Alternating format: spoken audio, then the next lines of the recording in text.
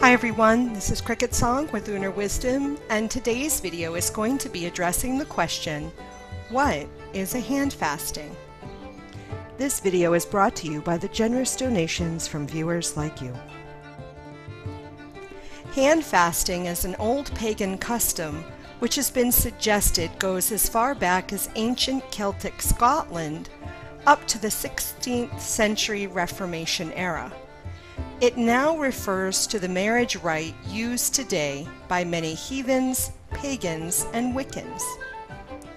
It is the source of the expression to tie the knot and refers to one of two types of ceremonies: a binding union, such as a wedding or legal marriage, depending on the state law, or a formal betrothal that can last until our love wanes.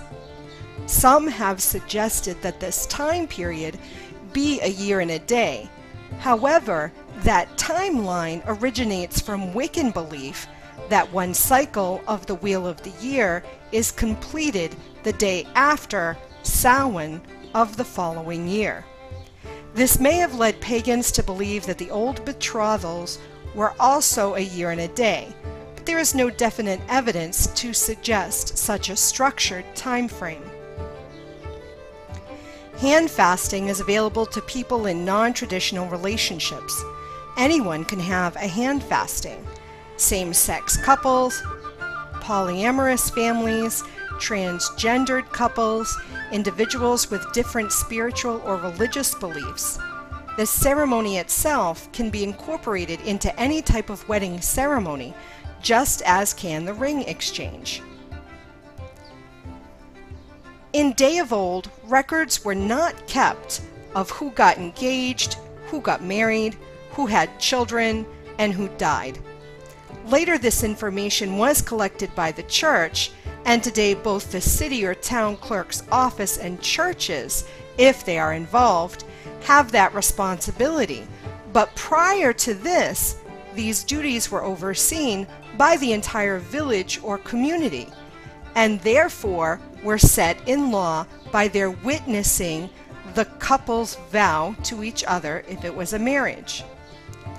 Marriage was a common way in which to join families and their properties, and during this time the formal handshake was a binding contract. In Scotland, hand fastings were the only way that couples could be engaged and or get married, because marriages were considered the office of the church until 1560. At this time, marriage became a civil matter rather than a sacrament of the church, which was more convenient for the people, because in rural areas it could take a week or months before a clergyman happened to stop by your village. For some, the hand fasting was a formal betrothal until the clergyman came by and made it official. Now, two-handed hand fastings were constituted a full legal marriage throughout Europe, whether the blessing of the church was sought or not. Clergymen, of course, recommended that newlyweds attend church as soon as possible after the signing of the contract and the hand fasting. Now, if a hand fasting was performed with just the two left hands tied together without the tying of a knot, then that meant that the woman was a mistress and would not be able to claim the name, inheritance, and property of the real wife, and was only in the protection of the man. But her offspring would be taken care of as legal heirs, second in line to the man's legal and first wife. Now, in comparison to today's practices, a hand fasting was equivalent of a common law marriage. A man and woman simply joined their hands in the prescribed way, thus basically creating the infinity symbol, and declared themselves married. Generally, this was done in the presence of a witness or witnesses. As we mentioned earlier, they were in control and in charge of keeping track of the marriages, births, and deaths.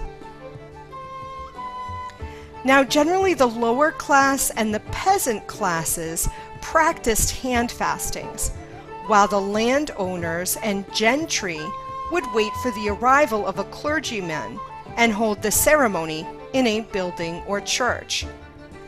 They were concerned about the possible inheritance issues that might arise if the marriage was questioned to be legal or not. Not to mention that due to the cost of a formal church wedding, only the very wealthy and affluent could afford them.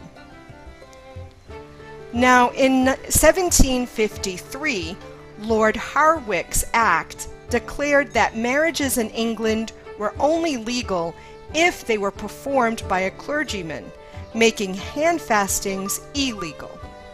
But since Scotland kept the tradition going until 1939, many British couples eloped over the border to the town of Gretna Green, which became a mecca for hand fastings. Typically, a pagan hand fasting was meant to be a secret ceremony held only in front of your coven or group.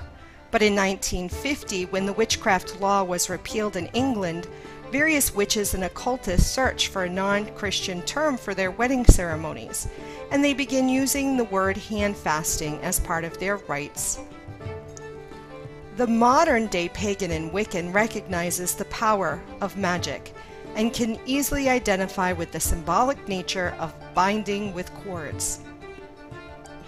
A modern-day pagan hand fasting may be a simple ceremony or something more elaborate. It may be a legalized marriage, including a state marriage license, or something more casual and spiritual in nature rather than civil. Traditionally, the priestess, priest, leader, shaman, elder, minister, or other clergyman will, during the ritual or ceremony, wrap cords, ribbons, or strips of cloth around the couple's clasped hands and tie a knot. This symbolically and energetically will bind the couple together in their vows of unity. The cord may be of any color or multiple colors, depending on the symbolism or correspondences used by the couple. The couple may be holding each other's right hand and left hand, thus making the infinity symbol, or they may be holding their right hands only. In some traditions, the cord remains in place until the marriage is consummated. Once the couple's hands are tied or untied, depending on the ceremony, they will jump over a broomstick or besom to symbolize the effort required to make a committed relationship work and to bring in prosperity and fertility into the union.